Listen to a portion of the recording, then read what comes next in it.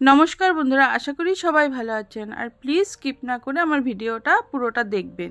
আমি আজকে একটা মাছের রেসিপি দেখাবো। সেটা হলো লোকাল রুই মাছ। আমি ভালো করে ধুয়ে পরিষ্কার করে ভেজে রেখে দিয়েছি। সবাই জানি মাছ ভাজা, আমি আর মাছ ভাজাটা আলাদা করে দেখালাম না। আর এদিকে দেখুন, একটা টমেটোকে আমি পেস্ট করে নিয়েছি। আর এই টমেটোর পেস্টের মধ্যে আমি মশলাগুলোকে অ্যাড করে দিব। যা যা মশলা আমার লাগবে, হলুদ গুঁড়ো, ধনে গুঁড়ো, কাশ্মীরি লাল লঙ্কার গুঁড়ো, লবণ, এগুলোকে আমি একসাথে অল্প জল মিশিয়ে একটা পেস্ট বানিয়ে রাখবো। এটাকে ভিজিয়ে রাখলে মশলাটা যখন আমরা বানাবো, রান্না করব মাছটা, তখন খুব ভালো স্বাদ হয়। আর লাগবে 3-4 কোয়া রসুন। আর আলুটাকে আমি এইরকম সাইজে লম্বা লম্বা করে কেটে নিয়েছি মাছের সাথে ম্যাচিং করে। আর এই যে মশলাটাকে আমি রেখে দিয়েছি কিন্তু আলাদা করে। এবারে আলুর মধ্যে আমি দিব লবণ আর হলুদ। এই লবণ হলুদ দিয়ে আলুটাকে মেখে আমি রেখে দিব। এরপরে কড়াইয়ে আমি তেলটা ঢেলে তেলটা গরম করে নিব। আর যে রসুনটা আছে না, রসুনটাকে আমি গ্রেট করে নিব। কারণ রসুনটাকে আর বাটাবাটি করার ঝামেলা আমার ভালো লাগে না।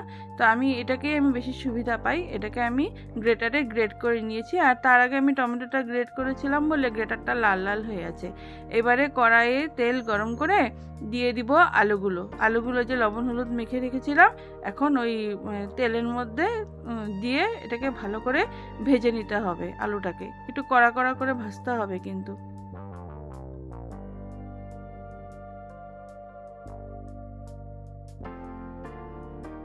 এই যে আলু কিন্তু ভাজা প্রায় কমপ্লিট।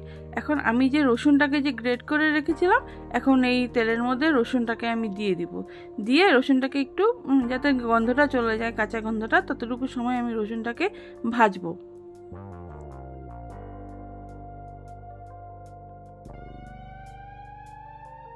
এবারে মশলার পেস্টটা যে আমি বানিয়ে রেখেছিলাম, তখন আমি দিয়ে দিব এই আলুর সাথে মশলার পেস্টটা দিয়ে টমেটো আর মশলাগুলো এগুলো দিয়ে ভালো করে এটাকে কষাবো যতক্ষণ না এটার থেকে তেল ছেড়ে আসছে।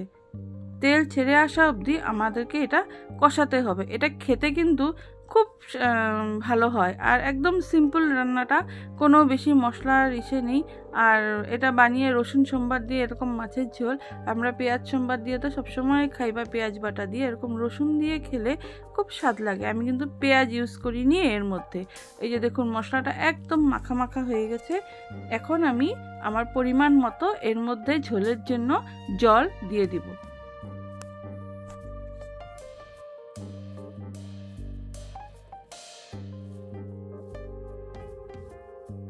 এই যে ঝোলের জল ফুটে উঠেছে, এখন ভেজে রাখা মাছগুলোকে আমি আস্তে আস্তে অ্যাড করে দেব। মাছটাকে ভালো করে এই ঝোলের সাথে সিদ্ধ করতে হবে।